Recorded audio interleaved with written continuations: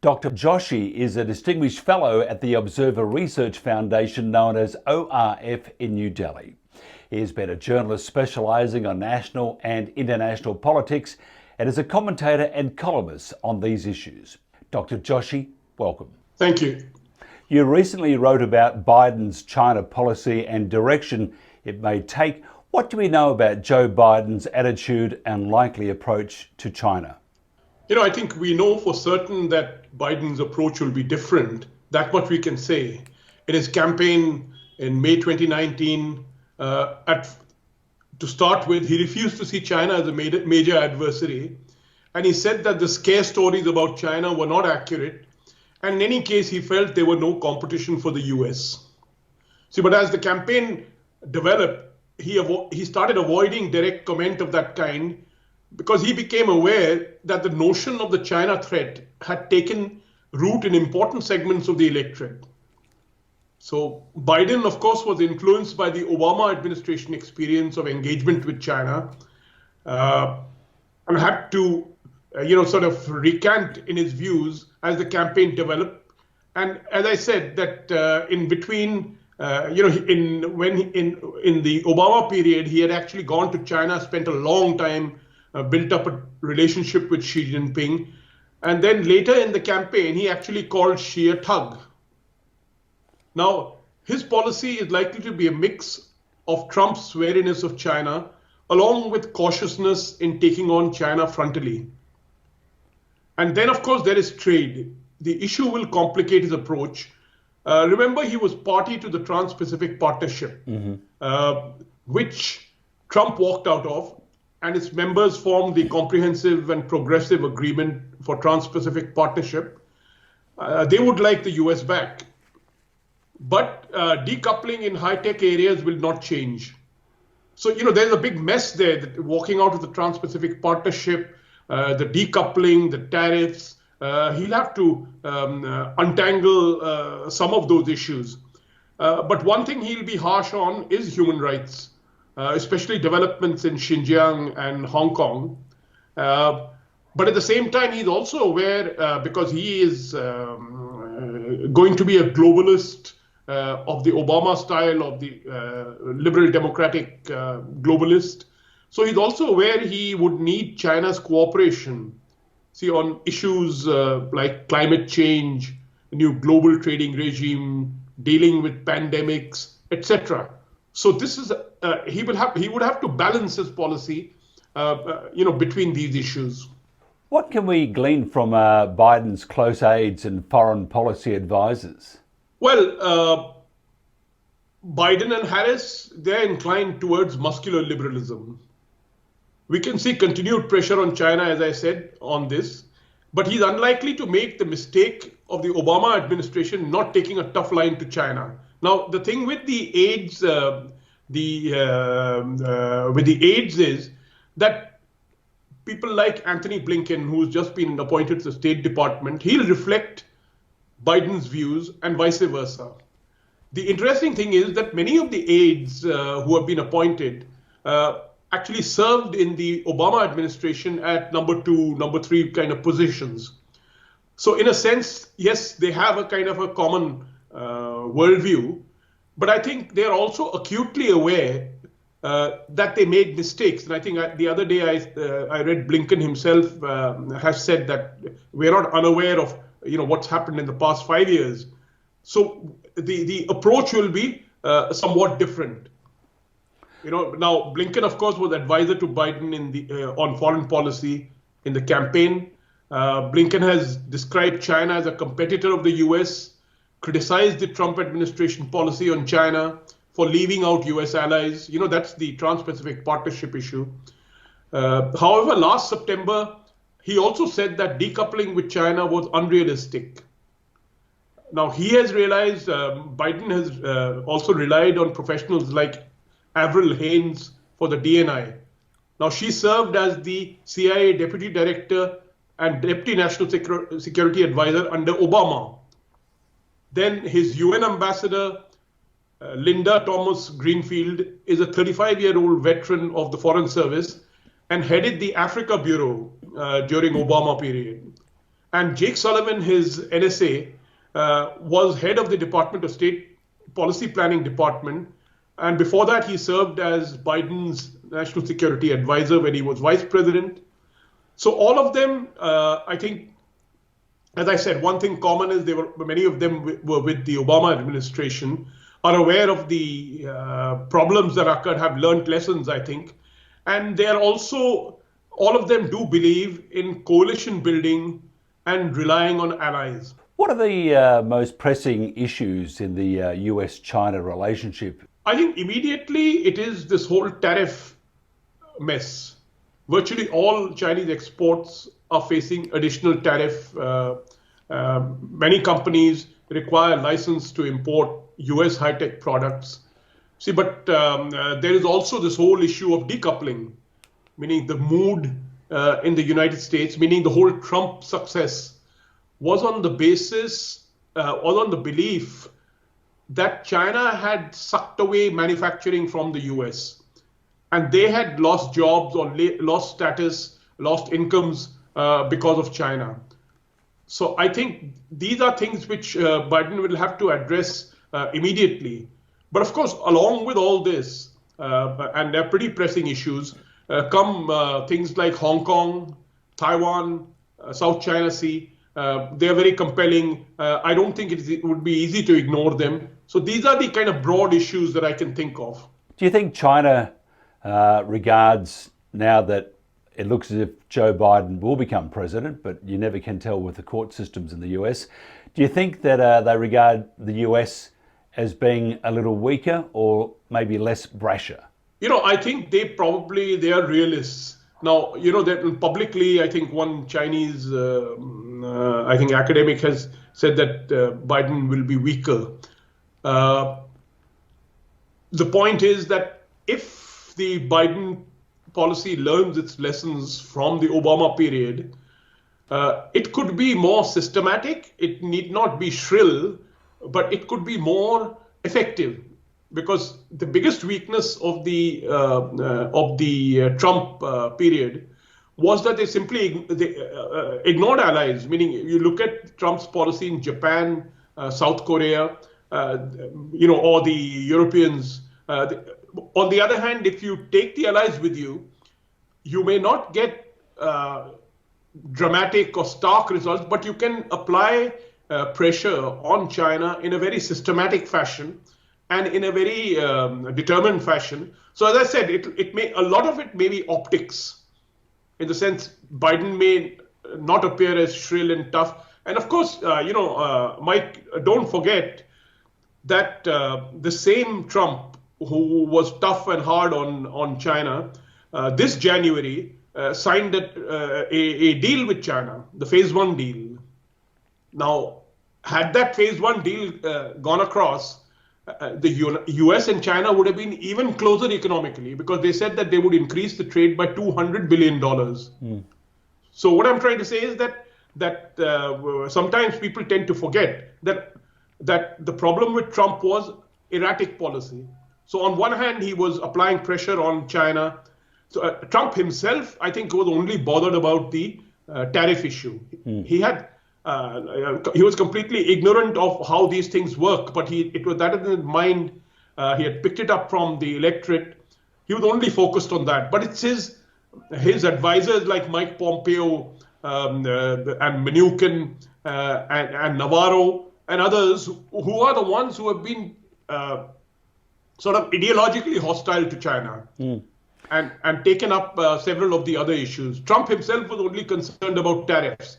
Now, I want to know what the paradox would have been had COVID not come and Chinese fulfilled the Phase 1 deal.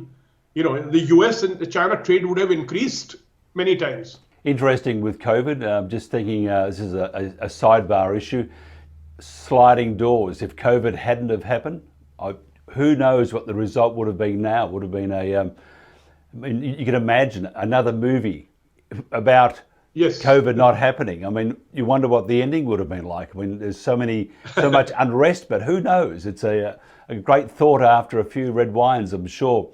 Look, the optics that China supported a Biden presidency, what would China be expecting or wanting from Joe Biden? Well, I think that the they would expect a relationship with the US to be more predictable. They know that the clock can't be turned back, and that the US under Biden will look at China as a competitor and will want to check its assertiveness. Of course, they would wish that the tariffs are withdrawn, the US eases off a number of measures targeting Chinese companies, as well as its pressure on students who study STEM subjects. So I think these would be the broad things which the Chinese would want from Biden. But of course, then there are the issues like South China Sea, Hong Kong, where I don't think that the Chinese are really expecting that Biden would be able to, Biden will be inclined, to undo what has happened, because those are things which, for which China is the initiator, meaning whether it's Hong Kong, whether it's the South China Sea. So Biden, the United States is only reacting. But on areas where the US has initiated action, I think they would expect more predictability. And as I said, that the US, the kind of multilateralist approach of the new administration, there are areas where they would also like to take China along with them. Joe Biden's campaign received large donations from Wall Street and big corporates wanting to do maybe more business in China. How strong will the pressure on Joe Biden to go easy on China be, or walk back from some of Trump's restrictions in the commercial areas? I think they will be pretty strong, but not only because of Wall Street corporates. Many measures that the US has taken under Trump, including the tariffs, have actually hurt the US more than China. If you look at many of the top US semiconductor companies, 30-40% of their sales are to China. Many other companies as well. I'm saying globally, this is a phenomenon. Like it or not, China is a huge and sophisticated market. And it also offers a huge opportunity for American corporates. It's not just huge, meaning sometimes it's the key opportunity, in the sense, minus the Chinese market, they are in trouble. So I think Biden will finesse a policy which will seek gain for US corporates, but without letting up pressure on the technology front. So I think there will be a more precise policy. I don't think they'll use a heavy hand on this, but nevertheless, I think this policy of controlling the flow of technology, because this is not an issue which has come now. See, many of these steps were initiated by the Obama administration. The problem is that the Obama administration, for example, the Obama administration had an agreement with China on cybersecurity, that China will stop its cyber intrusions. And the Chinese, as soon as Obama left, the Chinese restarted. So there are many issues which were initiated at that time. So many issues to which Joe Biden and his advisors are very familiar with and are committed to. So I think we will see a mix of all this. And as I said, along with what has happened in COVID, the fact of the matter is the Chinese economy is the only one which will show positive growth this year, and is likely to show stronger growth next year. And this is the time when the rest of the world is in recession. So I don't think they will do anything in a hurry. They would like to think carefully till the US economy gets going again. They're unlikely to take measures which will further create problems. Have you had any further thoughts on what President Trump may do in the coming weeks to consolidate some of his initiatives on China? And could this help Joe Biden? Well, frankly, Trump could do anything. Now, there has been talk that he could start trade talks with Taiwan, or place even more sanctions on Chinese companies. But the problem is that this is not he can't do it through legislation at this stage. So he'll do it through executive orders, And Biden, I think, will be quite prepared because everyone is prepared for, sort of Trump's scorched earth policy in the coming weeks. So I think Biden will be prepared, and he won't hesitate to unglue some of it using executive orders. Meaning he would simply say, cancel, because and that's how executive order means it's the president's order. So I think that Trump will certainly attempt things, but he's got lots of fronts that he's looking at. And the other thing that Trump is looking at is the possibility of contesting elections again in 2024. So I think the steps he'll take will be will take that into account. And then, of course, we have the measures which people like Pompeo. Now there's a news item saying that the United States may strike Iran. You see, so now these are all very serious issues, and as I said, Trump could do anything to complicate things for Biden. And but this is something which we simply have to be prepared for. What would you regard as some of President Trump's successes? Well, I think his decision to confront China across the board was important. Things had been happening, meaning the cyber intrusion, technology theft, forced transfer of technology has been there almost since the mid-2000s. And somehow the world, I would say, I won't blame the US alone, was just simply unable to do anything about it. Now, as I said, that some of the things the Obama administration did try, So South China Sea, Obama administration began the freedom of navigation operations. But, it's Trump. His freedom of navigation operations were much more determined, much more categorical, much clearer. And so that, I think, was a very important step.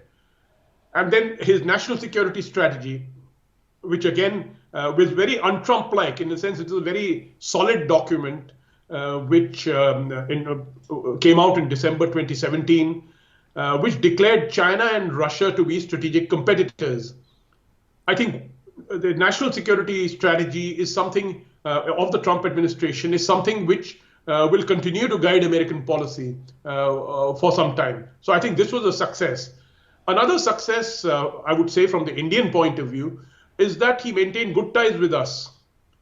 Now, we are a crucial pivot in the US-led Indo-Pacific strategy. And what is amazing is that Trump, who had problems with allies and friends all over the world, he created problems. Somehow with India, the only thing that upset him was some tariffs on Harley-Davidson bikes. And Harley-Davidson, in any case, has pulled out from India recently. They're a lovely motorbike, but I'll probably stick with the Indian motorbike. They're much better. And not being the Indian, that's the Indian from the US. I understand. Look, just as another sidebar before we finish up, do you regard the world as being in a better place now that it looks as if Joe Biden will become president, or is it in a worse place? I think it's a better place because as I said, one problem was Trump being erratic. I would say he had, and Trump's ends, where he wanted to go, was extremely unclear. What kind of a world did he want? America first is okay. But the point is that all said and done, the United States has become relatively, as I said, relatively less powerful, less influential, economically less dominant. And this is a reality that the United States has to live with. So when this happens, the United States has to be better at knitting its alliance systems and allies together. And this is something which Trump completely ignored because of this America First business. Meaning some of the stuff like with South Korea or Japan or something was completely unconscionable. Meaning these were loyal allies of the US. They depended on the US for their security. and yet they were being treated in a very shoddy manner. And then his treatment of Russia, that's really suspicious, meaning in the sense the Russians have been up to no good all over the place. And Trump gave them a free ride right through. And I'm sure the South Koreans would say the same thing about North Korea, that Trump gave these guys a free ride. So I definitely think that under Biden, we have a more, the world requires stability because you don't have stability, you don't have economic growth. And more than ever now, with this COVID damage, you require stable, predictable systems, and to get out of this mess, and get economies humming again, get the trade system going. Because again, that is another area, the global trade system was looked down on by Trump, meaning the whole WTO. Now there are problems with WTO, I agree. But they should be fixed rather than to say we'll discard WTO or WHO, the same thing. Now, because we may be entering into a phase where we could have these kind of pandemics again and again in the coming years. In that case, we need a WHO, we need a world body, fix it, rather than saying, we are going to ignore it. Exciting times, maybe not exciting times, but very interesting times. The Chinese say, may you live in interesting times. We're doing that at the moment. Who would ever believe the world would be shut down with a virus? Who would believe that we'd all be in this situation right now, all wishing that this year would just go away? It's been an incredible ride to basically nowhere. We've sort of stood still and gone backwards, but we really haven't progressed in a great way, have we? Yeah, absolutely. Look, a pleasure talking with you. Thank you very much for your time, and we must do this again. Okay, thank you. Thank you, Mike. Bye and have a good day.